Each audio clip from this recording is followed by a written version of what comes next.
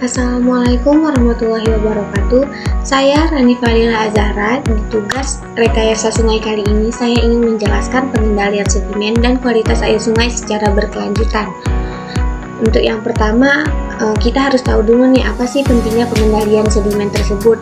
Nah, sebelumnya sungai merupakan komponen utama dari sistem hidrologi yang berfungsi menyalurkan air dari daerah hulu ke hilir. Namun aktivitas manusia seperti deforestasi, pertanian intensif, pembangunan, dan juga pertambangan sering meningkatkan erosi serta sedimentasi pada air yang berpengaruh terhadap kualitas air sungai tersebut. Nah, oleh karena itu, pengendalian sedimen dan kualitas air perlu dilakukan secara berkelanjutan agar fungsi ekologis dan sosial ekonomi sungai tetap terjaga. Berikutnya ada pengertian sedimen dan kualitas air. Nah, sedimen merupakan partikel tanah, pasir, dan bahan organik yang terbawa aliran air dan mengendap di dasar sungai tersebut. Sedangkan kualitas air sungai mencerminkan kondisi fisik, kimia, biologis air yang menentukan apakah air tersebut layak untuk ekosistem dan juga kebutuhan manusia.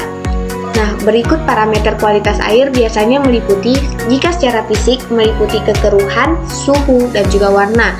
Secara kimia kita dapat melihat dari pH, DO, BOD, COD, nutrien.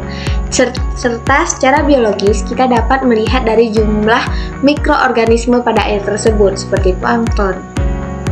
Nah, berikutnya beberapa permasalahan utama yang sering terjadi, yaitu yang pertama ada erosi di daerah hulu, di mana diakibatkan akibat pengundulan hutan dan pertanian lahan miring tanpa konservasi. Yang kedua, ada pendangkalan sungai, di mana itu diakibatkan karena adanya sedimentasi berlebihan yang menurunkan kapasitas tampung sungai.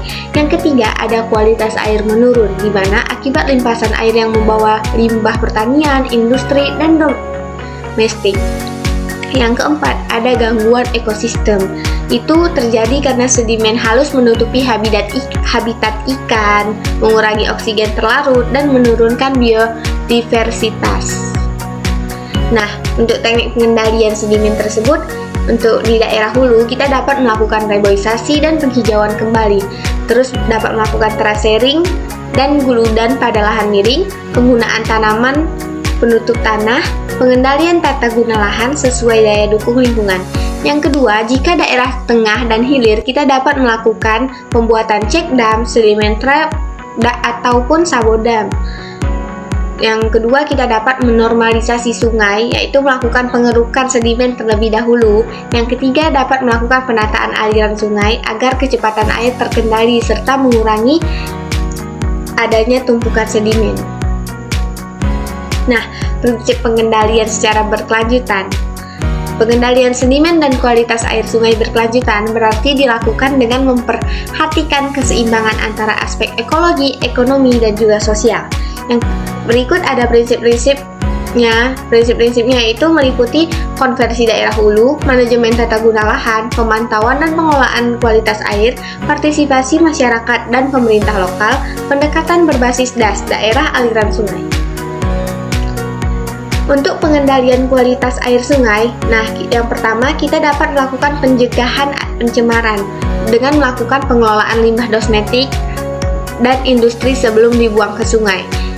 Ya, terus menggunakan pupuk dan pestisida yang ramah lingkungan. Yang ketiga, melakukan pengelolaan limbah peternakan dan pertanian. Dengan begitu, kita dapat mencegah sedikit pencemaran terhadap air sungai tersebut. Yang kedua, kita harus melakukan pemantauan dan evaluasi, di mana pemantauan rutin parameter kualitas air.